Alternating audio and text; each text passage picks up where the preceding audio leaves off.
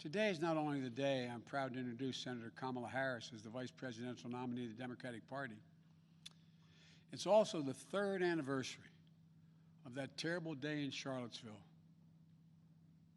Remember what it felt like to see those neo-Nazis? Close your eyes. And those Klansmen, white supremacists, coming out of fields, carrying lighted torches, faces contorted, bulging, veins, pouring into the streets of historic American city, spewing the same anti-Semitic bile we heard in Hitler's Germany in the 30s. Remember how it felt to see a violent clash ensue between those celebrating hate and those standing against it? It was a wake-up call for all of us as a country. For me, it was a call to action. My father used to say, silence is complicity, not original to him, but he believed it. At that moment, I knew I couldn't stand by and let Donald Trump, a man who went on to say, when asked about what he thought, he said there were very fine people on both sides. Quote, very fine people on both sides. No president of the United States of America has ever said anything like that.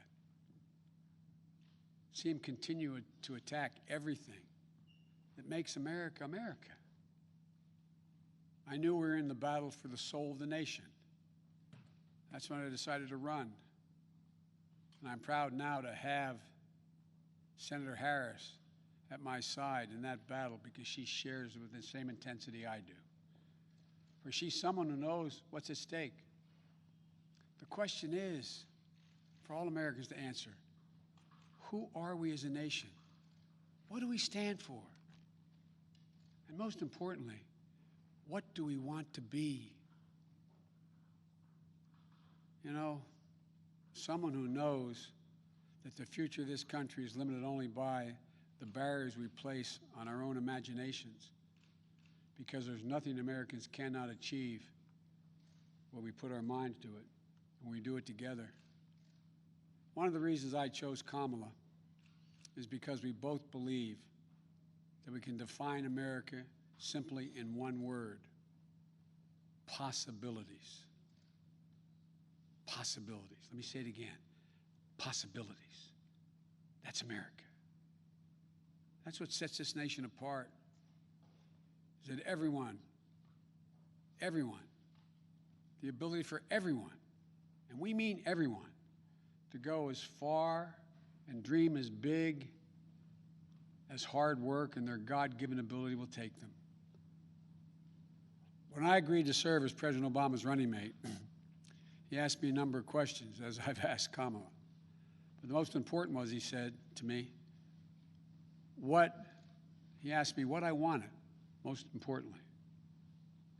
I told him I wanted to be the last person in the room before he made the important decisions. That's what I asked Kamala. I asked Kamala to be the last voice in the room, to always tell me the truth, which she will. Challenge my assumptions if she disagrees. Ask the hard questions. Because that's the way we make the best decisions for the American people. I got a chance to spend some time at my home today with Kamala and Doug. And I want to thank them, and I thank them publicly for agreeing to join and take this journey with Jill and me. Doug, you're going to have to learn what it means to be a barrier breaker yourself in this job you're about to take on. America's first, second gentleman. And although they're not with us here today, I want to thank Ella and Cole as well. I had a chance to speak to Doug's mom and dad and to Ella and Cole. And we're going to get our kids together to let them know what's coming. My grandchildren are about the age of their children. I got to speak to them. My campaign has always been a family affair, every campaign I've run. So I've got some news for you. You're all honorary Bidens. And here's the best part. Kamala, you've been an honorary Biden for quite some time. You know, I came first to know who Kamala was through our son, Beau Biden. They were friends. They served as attorneys general at the same time. They took on the same big fights together.